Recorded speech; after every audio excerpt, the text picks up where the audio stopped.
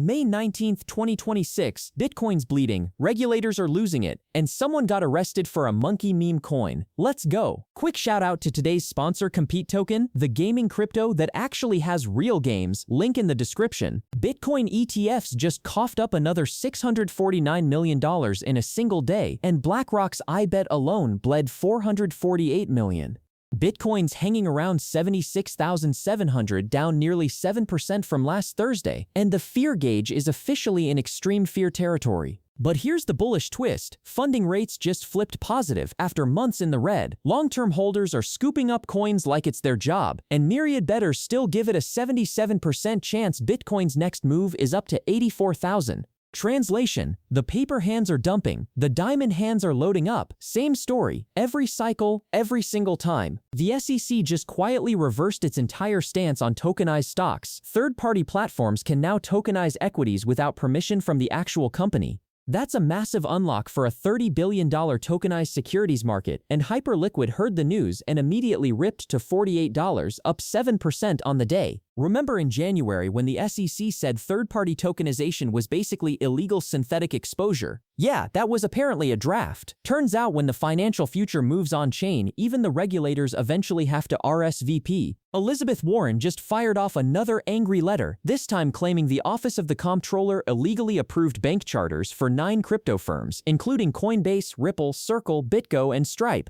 Her argument: these aren't trust companies, they're stealth banks dodging real bank rules. Senator, with respect, crypto companies keep getting approved while you keep writing letters. That's not a coincidence. The whole point of the stablecoin law passed last year was to bring this stuff inside the system, and the system is doing exactly that. The only thing illegal here is how loud she's losing. Michael Saylor's strategy just dropped another $2 billion on 25,000 more Bitcoin, and TD Cowen responded by lifting its price target to $400 a share, about 140% of upside from here. The company's pile is now sitting at 843,000 Bitcoin, worth around $65 billion. Let that sink in. One man, one company, one obsession, and a Bitcoin pile bigger than most national reserves. Bears keep saying Saylor's going to blow up. Saylor keeps buying. At this point, betting against him is its own personality disorder. Iran just launched a state-backed Bitcoin maritime insurance platform called Hormuz Safe. Sanctioned shippers can pay premiums in Bitcoin and get instant coverage to cross the Strait of Hormuz. The projection: over $10 billion a year in revenue if it captures real market share. The platform bypasses SWIFT entirely and processes claims on-chain. A nation-state literally building its sanctions workaround on Bitcoin rails. Maxis have been screaming about this exact use case for 15 years, and now it's happening live and on television. Buyers should still think twice. The US Sanctions Office doesn't have a sense of humor about this stuff, but the headline tells you everything. Bitcoin is not optional infrastructure anymore. 9 interlinked poly-market accounts just netted $2.4 million betting on US military action against Iran, with a 98% win rate across more than 80 bets. They nailed the strike timing, the regime change, even the ceasefire. Bubble Maps called it the most insane pattern they've ever found. For context, these accounts were created days before the bombing campaign even started. That's not a hot streak, that's a leak. Prediction markets were sold as truth machines that surface information faster than CNN. Turns out they're also leaking the war plans, working as designed, technically. Japan's ruling party just rolled out a 5-year on-chain finance roadmap, and they're framing it as a way to protect yen sovereignty. The plan covers stablecoin payroll, tax payments, bank-issued stablecoins, and tokenized deposits, with the Bank of Japan studying a wholesale digital currency on top. Japan with the boring genius play: no meme coins, no casinos, just bank-grade, fully KYC'd on-chain rails. Hong Kong and Singapore are louder, but Japan's got the banks, the capital, and the regulator patience to actually pull this off. About time a G7 country took this seriously. Bernstein just dropped a note pointing out something wild. Bitcoin miners collectively control 27 gigawatts of planned power capacity, and they've already signed over $90 billion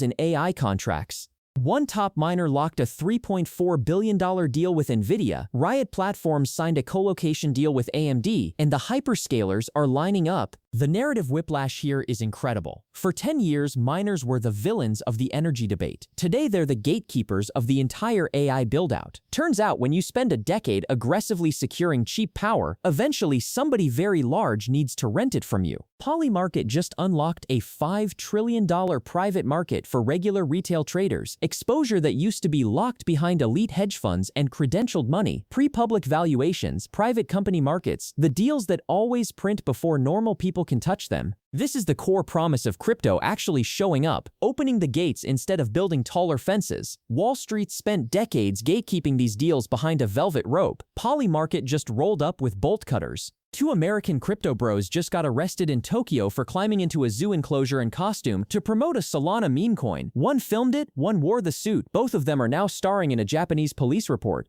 The token pumped about 35% on the back of millions of views. Just a friendly reminder, meme coins are not an investment strategy, they're a personality test. And these two failed it spectacularly. Imagine flying across the world to harass a monkey on the blockchain. The monkey's fine, by the way. The criminal record is forever. One more time, check out today's sponsor Compete Token, link in the description. Outro?